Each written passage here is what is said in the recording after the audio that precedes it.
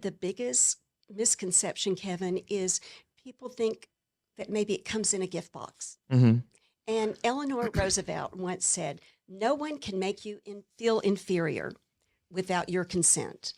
So if you said to me today, Susan, you've gained a lot of weight since I saw you last.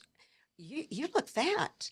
That would not faze me because I have positive self-esteem. I don't look to other people to validate my self-esteem or my body. And if you're looking for clothes constantly, you're a shopaholic. If you're using alcohol or you're online too much technology to sedate some of those issues, I think that you cannot derive self-esteem from that. I think that, again, it's something you have to give yourself and work on. Another idea in regards to self-esteem, I often recommend Dr. Nathaniel Branden's book. It's called 6 Pillars of Self-Esteem. And just a couple of tips that he brings out is to take responsibility for your life and your behavior. Too many of us want to project blame onto someone else. Take ownership. If you've dropped the ball, apologize. Take responsibility. Have integrity. If you don't have a code of ethics or a moral compass, you're not in alignment with your moral values. And you're going to be, your self-esteem can't grow from that. I also think not comparing yourself to others.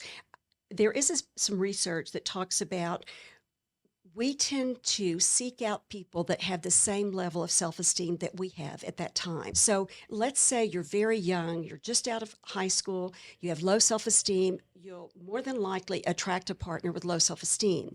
But if one of you goes and works on your self-esteem and the other person feels threatened by that and doesn't want to improve theirs, it creates a lot of conflict in your relationship. However, if both parties are willing to boost their self-esteem, work on it, it can make for a beautiful marriage and relationship. It can be so empowering. Wow. And it's never too late, to build your self-esteem. That's true. Sometimes we can be two good people, just not good for each other, right? And when that happens and you have family dynamics involved and you had to dissolve the relationship, now you have to start co-parenting. The challenge with it is that most people don't understand the art of co-parenting, right? How many times have maybe you or somebody you know picked up their kids at the police department? That's not co-parenting. Picking up your child or your children in retail parking lots, that's not co-parenting.